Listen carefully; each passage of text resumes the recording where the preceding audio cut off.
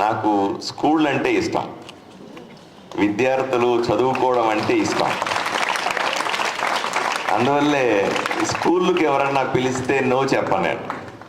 నేను 2:45 దాకా వివిధ కార్యక్రమాల్లో ఉండి కాసేపు అట్లా అప్పుడే ఫోన్ చేశాను. 3 గంటలకు అట్లా ఫోన్ చేసినప్పుడు మా మేడం ఫోన్ చేశారు, సావిత్రి సార్ 3 గంటల కార్యక్రమం ఉందా, ఏమి మర్చిపోయారండి అని అప్పుడు ఫోన్ చేస్తే రిటైర్మెంట్ ఫంక్షన్ అండి మీకు చెప్పారు ఆల్రెడీ అన్నారు. సడన్గా మళ్ళీ లేచి రెడీ అయ్యాను.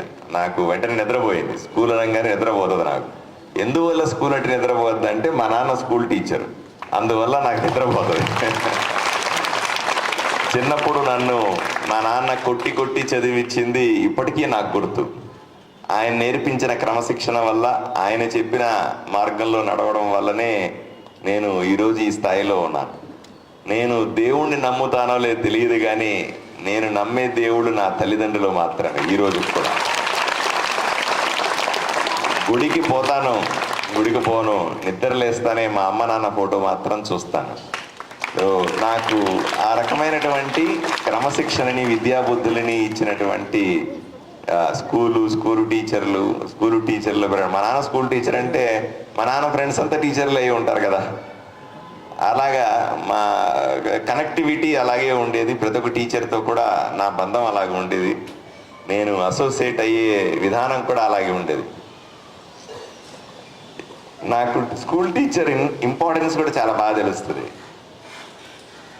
ఒక సంఘటన, సరదా సంఘటన చెప్తాను మీకు.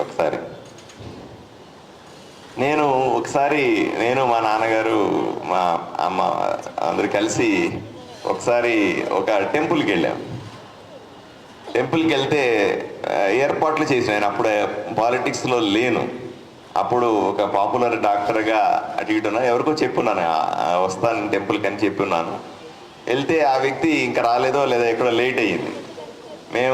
నేను ఫలానా అని చెప్తుంటే వాళ్ళు బాగా క్రౌడ్ ఉంది, నేను వెళ్ళలేకపోయాను లోపలికి, చాలా ఇబ్బంది పడతా. ఇంత లోపల ఆయన వచ్చినాడు. ఎవరైతే నేను చెప్పినానో అక్కడ ఎగ్జిక్యూటివ్ ఒక ఆఫీసర్ గారు వచ్చారు. వచ్చితే నేను చెప్పాను, ఏమండి నేను చెప్పాను కదా మీరు ఎందుకు లేరు అని నేను ఆయన అడుగుతా ఉన్నా. అడగండి, సారీ సార్ ఇవన్నీ ఇట్లా క్రౌడ్ ఎక్కువ ఉంది అవి ఇవి నేను చెప్తా ఉన్నాడు. చెబుతూ ఉంటే సరే నేను అప్పుడే వస్తే పర్లేదండి, మా పేరెంట్స్ని తీసుకుని వచ్చాను అని ఆయనతో మాట్లాడుతామంటే సరే ఆయన నన్ను చూస్తూ సమాధానం చెబుతూ, సరే సార్ మీరు ఒక్క అరగంట కూర్చోండి, మీరు లోపల అరగంటకు ఒక దగ్గర కూర్చోండి, నేను అరగంటలో అన్ని ఏర్పాట్లు చేసి పిలుస్తాను అని ఆయనకున్న తీవ్రమైన పని ఒత్తిళ్ళు అలా చెప్పాడు. చూస్తూ మా నాన్న కూర్చోబెట్టాడు. మా నాన్నను చూశాడు. మా నాన్నను చూసిన తర్వాత వెంటనే మీరు నరసింహులు గారు, మా నాన్న పేరు నరసింహులు గారు టీచరు, మీరు నరసింహులు గారు కదా టీచర్ కదా, పలానా చోట పని చేసేవాళ్ళు కదా అని. అవును, నువ్వెవరు అన్నాడు మా నాన్న. సార్ నేను మీ స్టూడెంట్ సార్, మీరు గుర్తుపట్టలేదు, మీరు అరగంట కూర్చోనక్కర్లేదు, మీరైతే లోపలికి వెంటనే రండి అన్నాడు ఆయన. నాకు ఆశ్చర్యం వేసింది. నేను ఇంత పెద్ద డాక్టరా, ఇన్ని హాస్పిటల్లో పెట్టుకున్నాను, ఇంత పెద్ద ఇన్ఫ్లుయెన్స్ పెట్టుకున్నాను, మరి నాకే నువ్వు అరగంట కూర్చోమన్నా అంటే, సార్ మీరు వేరే మా సార్ వేరే అన్నాడు ఆయన. నాకు ఆ సంఘటన ఈరోజు కూడా తలుచుకుంటే అనిపిస్తుంది.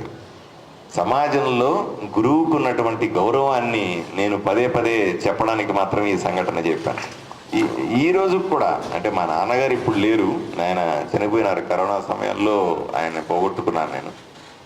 ఈరోజు లేకపోయినప్పటికీ కూడా మా అమ్మను పలకరించడానికి, మమ్మల్ని పలకరించడానికి మా నాన్నగారి స్టూడెంట్స్ ఇప్పటికీ మా ఇంటికి వస్తారు. వచ్చి అప్పుడప్పుడు పలకరించి మా అమ్మని ఓదార్చిపోతూ ఉంటారు. నాకు చాలా బాగా అనిపిస్తుంది. సో గురు శిష్యుల బంధం అంత గొప్పది. అందువల్లే ఆ రకమైన ఎమోషనల్ ఫీలింగ్స్తో ఇన్ని రోజులు గడిపిన వాడిని. కాబట్టి స్కూళ్ళన్నా, టీచర్లన్నా, పిల్లలతో గడపమన్నా ఇవన్నీ కూడా నాకు ఇష్టమైన అంశాలు.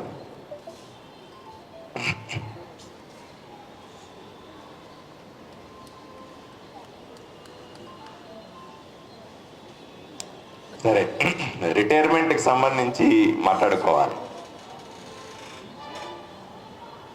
సారు చెప్తా ఉన్నారు, చాలా కాలం పనిచేసి రామయ్య గారు రిటైర్ అవుతున్నారు, చాలా గొప్పగా పని చేశాడు, చాలా అద్భుతంగా పని చేశాడని చెప్తా ఉన్నారు. ఒకప్పుడు రిటైర్మెంట్ అంటే వీళ్ళు కూడా చెప్పాను, రిటైర్మెంట్ లైఫ్ని సుఖ సంతోషాలతో గడపాలి, పిల్లలతో మనవాళ్ళతో మనవరాళ్ళతో గడపాలి, ఇట్లా చెప్తా ఉన్నారు. నాకు నిజంగా నవ్వేస్తా ఉంది. అయ్యా 60 సంవత్సరాలకే ముసలోళ్ళు అంటే 89 సంవత్సరాల్లో గొప్ప గొప్ప పనులు చేసే వాళ్ళని ఏమనాలా అనిపిస్తా ఉంది. మీరు దయచేసి నేను చెప్పేది అంటే, మీరు ఆశించేటప్పుడు కానీ మీరు దీవించేటప్పుడు కానీ మరింత బాగా దీవించండి. అంటే ఉద్యోగ విరమణ అంటేనే ఇంక అయిపోయింది జీవితం అన్నట్టుగా దీవిస్తా ఉన్నారు. ఇది ఒక్కటి మాత్రం నాకు నచ్చలే. ఎందుకంటే రామయ్య గారికి ఇంకా బ్రహ్మాండమైన ఎనర్జీ ఉంది. ఆయన అలా కనిపించట్లేదు రిటైర్ మనిషిలాగా. ఈయన 10 కాలాల పాటు ప్రజలకు ఉపయోగపడే చదువు చెప్పాలని, ఇంకా మంచి మంచి పదవులు అనుభవించాలని ఎందుకు దీవించరు అని అడుగుతా ఉన్నా. నిజమే కదా సార్? కదా, అందరూ పని అయిపోయింది, ఇంటికి పని అయిపోయింది, ఆడుకో పని అయిపోయింది, మనరాలతో ఆడుకో, ఇదేంటి దీవెనలు సార్? ఇది అన్యాయంగా ఉన్నాయి. ఈ దీవెనలే నాకు నచ్చలే అసలు. ఎందుకంటే ఎనర్జెటిక్గా 60-62 ఏళ్ళు ఏం వయసు సార్? అది ఆలోచన చేయండి. నరేంద్ర మోదీ గారి వయసు 76 సంవత్సరాలు, చంద్రబాబు నాయుడు గారి వయసు 74 సంవత్సరాలు. ఈ వయసులో వాళ్ళు చక పరిగెడతా ఉన్నారు, ఉరుకుతా ఉన్నారు, రాష్ట్రాన్ని దేశాన్ని ఏలుతా ఉన్నారు, భారతదేశాన్ని బ్రహ్మాండంగా నడిపించగలిగిన ధైర్యాన్ని చూపిస్తా ఉన్నారు. మరి రామయ్య గారికి ఏమైంది అంటున్నాను నేను. ఆయన ఎందుకు ఇంట్లో పడుకోవాలా అంటాను నేను. ఒకసారి ఆలోచన చేయాల్సిందిగా తోటి ఉపాధ్యాయులందరినీ కోరుకుంటా ఉన్నా. అయ్యా, మీరు రిటైర్ చేస్తే రిటైర్ చేయండి, మీ గవర్నమెంట్ పాలసీ అది. అని ఇన్ని సంవత్సరాల తర్వాత మీరు స్కూల్లో పనిచేయడానికి, మీ జీతం ఇవ్వడానికి ఇబ్బంది అయితే చెప్పండి, అంతే తప్ప ఆయన ఇంట్లో కూర్చోబెట్టే అధికారం మీకెక్కడిది అని అడుగుతా ఉన్నా. అయ్యా, మీ రామయ్య గారు వీళ్ళ మాటలన్నీ పట్టించుకోకండి, వీళ్ళల్లా అలాగే చెబుతారు. ఈ ముసలి మాటల కంటే నేను చెబుతున్నాను చూడు, మీరు ఇంకా బ్రహ్మాండంగా చేస్తారు. ఇప్పుడు పని మొదలు పెట్టండి. అమితాబ్ బచ్చన్ 2వ ఇన్నింగ్స్ ఆడినప్పుడు ఏ వయసు ఎంతో తెలుసా? అమితాబ్ బచ్చన్ గారు భయంకరమైన పరిస్థితుల్లో 2వ ఇన్నింగ్స్ ఆడే సమయానికి ఆయనకి 68 సంవత్సరాలు. 68 సంవత్సరాల్లో సెకండ్ ఇన్నింగ్స్ మొదలుపెట్టి బ్రహ్మాండంగా ఆడుతూ ఉన్నాడు ఆయన. మీరు కూడా సెకండ్ ఇన్నింగ్స్ మొదలు పెట్టండి, తగ్గకుండా ఎక్కడ ఆదోనిలో రెచ్చిపోమనిసిందిగా మిమ్మల్ని అందరినీ నేను కోరుకుంటా ఉన్నా. అందరూ కూడా అదే కోరుకోవాలని నా ఆకాంక్ష. ఎందుకంటే ఇప్పుడు కొత్తగా ఉద్యోగాల్లో వస్తారండి, వాళ్లకు ఏమి తెలిసి ఉంటుంది? జీవితం అంటే తెలుసా? కష్ట నష్టాలంటే తెలుసా? ఇబ్బందులు అంటే తెలుసా? పడిలేయడం అంటే తెలుసా? ఇవేమీ తెలియదు. పూర్తిగా మీరు ఈ సమయానికి, రిటైర్మెంట్ సమయానికి పూర్తిగా బ్రహ్మాండమైన మెచ్యూర్డ్ మామిడి పండులాగా బ్రహ్మాండంగా ఉన్నారు. అన్ని విషయాలు తెలుసు మీకు. ఎవరిని ఎలా హ్యాండిల్ చేయాలో తెలుసు, అడ్మినిస్ట్రేషన్ తెలుసు, సమాజం తెలుసు, లోకం తెలుసు, లోకాన్ని ఎలా నడపాలో తెలుసు. ఇన్ని తెలిసిన మీకు ఇప్పుడు పని ఉండాలా? ఇంతకుముందు ఏదో పని ఉండదు, ఇప్పుడు పని ఉండాలా. పొద్దున్న లేసి టీ ఇస్తాం, పేపర్ చూసుకో, భోజనం పెడతాను, భోంచేసి పడుకో, సాయంకాలం వాకింగ్ చేసి వచ్చి మళ్ళీ పడుకో, కాసేపు టీవీ చూసుకో అంటే అది రిటైర్మెంట్ ఎలా అవుతుంది సార్? నాకు అర్థం కాదు. అదొక రకమైన వృద్ధాశ్రమం అవుతుంది. దాన్ని దయచేసి అలా ఉండకూడదు మీ జీవితం అని. ఇప్పుడే కొత్త రంగులతో రేపటి నుంచి కొత్త జీవితాన్ని మీరు మొదలు పెట్టాలని బ్రహ్మాండంగా మరింత. ఎందుకంటే నేను స్కూల్కి వెళ్తా ఉన్నా, మున్సిపల్ స్కూల్స్కు వెళ్తా ఉన్నా, గవర్నమెంట్ స్కూల్స్కి వెళ్తా ఉన్నా. 10 మంది టీచర్లు చేసే పని 4 టీచర్లు చేస్తూ ఉన్నారు. 10 మంది చేసే యాక్టివిటీని 2-3 చేస్తూ ఉన్నారు. ఇవన్నిటి కాదు, మీలాంటి ఎంతో మంది రిటైర్ అనుకున్న వాళ్ళు, ఇప్పుడు డిఈఓలు కూడా ఇక్కడ ఉన్నారు. మీరు అనుకోవాలి, ఇప్పుడు ఈయన అన్ని రకాలుగా పర్ఫెక్ట్గా చేసే వ్యక్తి, ఈయనకు పెద్దగా డబ్బుల మీద ఆశ కూడా ఉండకపోవచ్చు, నాకు తెలియదు, మరి ఆ పరిస్థితులు ఉండకపోవచ్చు. ఇటువంటి వాళ్ళందరినీ కూడా వెనకాల నాకు ఇప్పుడే మీరు పరిచయం అయినారు, రిటైర్డ్ ఎంఈఓ అని చెప్తా ఉన్నారు. నాకు వీళ్ళందరూ కలవాలి. మీకు చెప్పాను ఇంతకుముందు కూడా, నేను రిటైర్ అయినటువంటి నేను వీళ్ళని కలిసినప్పుడు ఎంవీలో కానీ డిఈఓలు కానీ అందరినీ కలిసినప్పుడు చెప్పాను, ఏమండి రిటైర్ అయ్యి ఇంకా ఎనర్జీ ఉంది అనుకున్న వాళ్ళందరినీ నా దగ్గర తీసుకురండి, అందరినీ పనిలో పెడతాను అని చెప్పినాను. ఎందుకంటే ఈరోజు ఆదోని అభివృద్ధి చేయాలని, ఆదోనిలో మార్పు కావాలని, ఆదోనిని అభివృద్ధి పరుగు పెట్టించాలని మీరందరూ నాకు ఓటేశారు, నన్ను ఆశీర్వదించి ఎమ్మెల్యే చేశారు. కేవలం నేను ఒక్కడే ఎలా అభివృద్ధి చేయగలుగుతాను ఆలోచన చేయండి. నా ఒక్కడి చేతన అవుతుందా? 10 చేతులు కావాలి, 10 మంది మనుషులు కావాలి, 10 మంది ఆలోచనలు కావాలి, 10 మంది పని చేస్తేనే ఆదోని అభివృద్ధి చెందుతుంది. అందుకని నేను రాగానే అడిగాను ఎంఈఓ వాళ్ళందరినీ కూడా, మీ దృష్టిలో ఉన్నటువంటి మంచి రిటైర్డ్ అయిన టీచర్లు, ఎంబీఏలు, ఇంకా అడ్మినిస్ట్రేటర్లు ఎవరుంటే వాళ్ళందరినీ పట్టరండి, ఆదోనిలో పని చెప్పే బాధ్యత నాది అని చెప్పాను. సో దయచేసి మీరందరూ కూడా మీరైనా సరే దయచేసి మీరు రెడీగా ఉంటే నేను రేపటి నుంచి మీకు పనిలో పెడతానని మీ అందరి సాక్షిగా ఆయన చెప్తాను.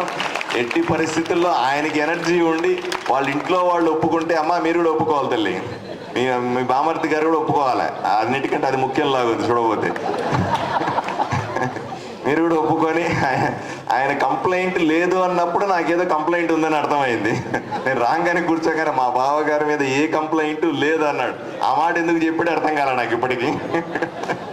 సో ఆయన కూడా ఒప్పుకునే పరిస్థితుల్లో ఉంటే, అందరూ ఒప్పుకుంటే ఆయనకు కూడా పని పెడతాను. రామయ్య గారిని బ్రహ్మాండమేలో పనిలో పెట్టి ఇంకొక 20-30 ఏళ్ళు యాక్టివ్గా ఆదోనిలో ఉంచే బాధ్యత మనమంతా తీసుకోవాలని మీ ద్వారా నేను విన్నవించుకుంటా ఉన్నాను. ఇదే సందర్భంలో ఆదోని ప్రజలందరూ కూడా, మీ ద్వారా ఆదోని ప్రజలకు కూడా ఒక అపీల్ ఇస్తాను నేను. ఎందుకంటే ఆదోనిలో ఇలాగే రిటైర్ అయినటువంటి ప్రభుత్వ ఉద్యోగులు చాలామంది ఉండి ఉంటారు.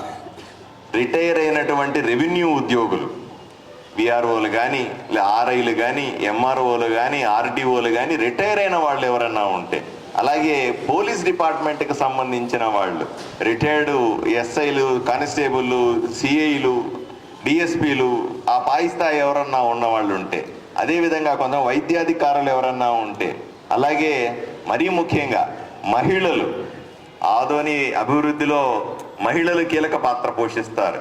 చదువుకున్నటువంటి మహిళలు ఎవరికైతే నిజంగా డబ్బు సంపాదించాలనే యావ లేకుండా, డబ్బు సంపాదించాలనే ఉత్సాహం కాకుండా నేను ప్రజాసేవ చేస్తానని చెప్పేటువంటి మహిళలు ఎవరన్నా ఉంటే దయచేసి వీళ్ళందరినీ కూడా నాకు పరిచయం చేయండి.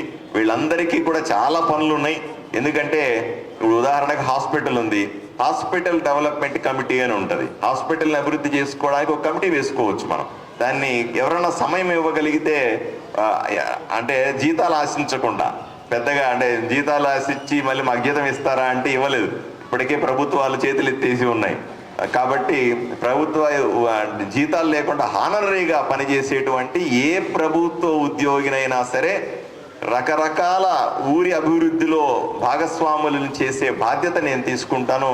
దయచేసి మీరు, మీ ద్వారా నేను ఆదోనిలో ఉన్నటువంటి పదవీ విరమణ పొందినటువంటి ఉద్యోగస్తులందరినీ కూడా రిక్వెస్ట్ చేస్తా ఉన్నాను, మళ్ళీ యాక్టివ్గా తయారవ్వండి, జీవితాన్ని యాక్టివ్ చేసుకోండి. 60 ఏళ్ళు కాదు, 80-90 ఏళ్ళు వరకు బ్రహ్మాండంగా పని చేసుకోవచ్చు. ఎవరైనా సరే యాక్టివ్గా ఉండొచ్చు. ఫుల్ టైం పని చేయాల్సిన అవసరం కూడా లేదు, పార్ట్ టైం పని చేసినా కూడా సరిపోతుంది. కొంత సమయం ఇవ్వగలిగితే వాళ్ళ అనుభవాన్ని, వాళ్ళకున్న ఆలోచనల్ని, వాళ్ళకున్నటువంటి మంచి ఆలోచనలన్నింటినీ కూడా తప్పనిసరిగా ఈ ఊరి కోసం ఉపయోగించుకుంటానని మీ అందరికీ హామీ ఇస్తా ఉన్నాను. ఇదే సందర్భంలో స్కూళ్ళలో రిటైర్లు అయిపోతూ ఉన్నాయి. రిటైర్మెంట్ ఓ పక్క అయిపోతా ఉంది, ఇంకో పక్క రిక్రూట్మెంట్లు కావాలి. అని చాలా మంది రిటైర్ అయిపోతే రిక్రూట్మెంట్ ఎలా అవుతాయి. నేను అందుకనే మొన్ననే మా ఎంఈ గారు కలిస్తే, లేదా టీచర్ సంఘాలు కలిస్తే నేను ఆ రోజు అడిగాను, నేను ఏమండి మన ఊరిలో డిఎస్సి జరగబోతుంది, 16,400 ఉద్యోగాలు రాబోతా ఉన్నాయి. ఆ డిఎస్సి కోసం ఉచితంగా శిక్షణ ఇవ్వడానికి ఎవరైతే యువతులు ఉంటారో వాళ్లకు ఇక్కడ శిక్షణ లేదు. ఈ శిక్షణ ఇవ్వడానికి ముందుకు రండి, ఒక ఇన్స్టిట్యూట్ని, ఇన్ఫ్రాస్ట్రక్చర్ నేను ఏర్పాటు చేసిస్తాను. మీరు ఉచితంగా వాళ్ళకు పాఠాలు చెప్పి ట్రైన్ చేయగలిగితే తప్పనిసరిగా ఎక్కువ మంది టీచర్లు ఈ ఊరు నుంచి తయారవుతారు. మెగా డిఎస్సిలో ఎక్కువ మంది టీచర్లు వస్తే మనకు మంచిది కదా అని నేను చెప్తాను. ఎంఈఓ గారికి చెప్పాను. ఆ రోజు నన్ను టీచర్లు కలవడానికి వస్తే టీచర్లందరినీ అడిగిన, ఆ రోజు మాయమైపోయినారు, మళ్ళీ నాకు కనపడలే. ఈ రోజే కనపడుతున్నారు వీళ్ళందరూ కూడా. 4-5 రోజులు అయిపోయింది. స్పీడ్గా చేయాలి ఇట్లాంటి పనులన్నీ కూడా. ఏమంటే మనము సోషల్ వర్క్ చేయాలనుకున్నప్పుడు, ఏదైనా మంచి పనులు చేయాలనుకున్నప్పుడు స్పీడ్గా చేయాలి. సో దయచేసి మీ యూనియన్లు వాళ్ళు ఆ రోజు వచ్చినప్పుడు నేను చెప్పాను, అందరూ కూడా వెంటనే యాక్టివేట్ అయ్యి ఎక్కడన్నా అవకాశం తీసుకొని మనం పత్రికాముఖంగా ఈ టీచర్ కోర్సులకు, నిన్న ఎగ్జామ్ అయినట్టుంది కదండి, నిన్న నోటిఫికేషన్ వచ్చిందా? ఆ టిప్ ఎప్పుడు అయింది? టిప్పా టిట్టా? అది టెట్ ఎప్పుడైంది? నిన్న అయిందా? నిన్న నోటిఫికేషన్ మాత్రమే వచ్చింది. ఎప్పుడు ఎగ్జామ్ ఎప్పుడు? ఇంకొక నెల రోజులు ఉండొచ్చేమో. ఈ నెల రోజుల లోపల మనం కొంత ట్రైన్ చేసుకోగలిగితే ఎక్కువ మంది ఆ ఎగ్జామ్ మన ఊరు నుంచి పాస్ అయ్యే అవకాశం కూడా ఉంది. దీన్ని సీరియస్గా తీసుకోవాలి. ఎంఈఓ గారు మీరు సీరియస్గా తీసుకోవాలి సార్ దీన్ని. ఎందుకంటే నాకు చాలా ఇష్టం. మన ఊరు అప్పుడు అభివృద్ధి కావాలంటే ఉద్యోగాలు కూడా కావాలి. ఉద్యోగాలు కావాలంటే వచ్చిన అవకాశం వదిలిపెట్టేస్తే ఎలా కదా. మీరు రేపటి నుంచి ఆ బాధ్యత తీసుకోండి సార్. తీసుకొని మీరందరూ కూడా ఇలా చేసుకోవాలని కోరుకుంటూ, ఏది ఏమైనప్పటికీ కూడా పదవీ విరమణ అంటున్నారు కాబట్టి మీ అందరితో పాటు నేను కూడా ఆయన పదవీ విరమణ శుభాకాంక్షలు చెబుతాను. ఏం బాధపడతలేదు, ఆయనకు శుభాకాంక్షలు చెప్తా ఉన్నా. ఎందుకంటే ఈరోజు ఆయనకు స్వేచ్ఛ వచ్చింది. ఈ రోజు నుంచి అటెండెన్స్ పెట్టాల్సిన పని లేదు. ఎవరన్నా ఫోన్ చేస్తే ఎంఈఓ గారు ఫోన్ చేస్తే ఆన్సర్ చెప్పాల్సిన పని లేదు. ఎవరన్నా ఆఫీసులో వస్తే పరిగెట్టాల్సిన పని లేదు. లెక్కలు రాయాల్సిన అవసరం లేదు. యాప్లో లోడ్ చేయాల్సిన పని లేదు. ఆ మధ్యాహ్న భోజనం సరిగా పెడుతున్నారా చూసుకోవాల్సిన పని లేదు కదా. టీచర్లు టయానికి వస్తున్నారా పోతున్నారా ఈ రోస్టర్ వేయాల్సిన పని లేదు. వీటినన్నిటి నుంచి ఆయనకు స్వేచ్ఛ వచ్చింది ఈరోజు. కాబట్టి ఆ స్వేచ్ఛని బ్రహ్మాండంగా అనుభవించాల్సిందిగా రామయ్య గారిని నేను ఆశీర్వదిస్తూ, ఆ రకంగా సంతోషంగా ఉండాలని ఆయనకు ఆయన కుటుంబ సభ్యులందరూ కూడా బ్రహ్మాండంగా సుఖ సంతోషాలతో బ్రహ్మాండంగా మిగిలిన యాక్టివిటీని ప్లాన్ చేసుకోవాల్సిందిగా కోరుకుంటూ, ఈ అవకాశం ఇచ్చి నన్ను ఇక్కడికి పిలిచి నాకు ఇంత సమయం ఇచ్చిన టీచర్లందరికీ కూడా ప్రత్యేకంగా ధన్యవాదాలు తెలియజేసుకుంటూ సెలవు తీసుకుంటాను. నమస్కారం.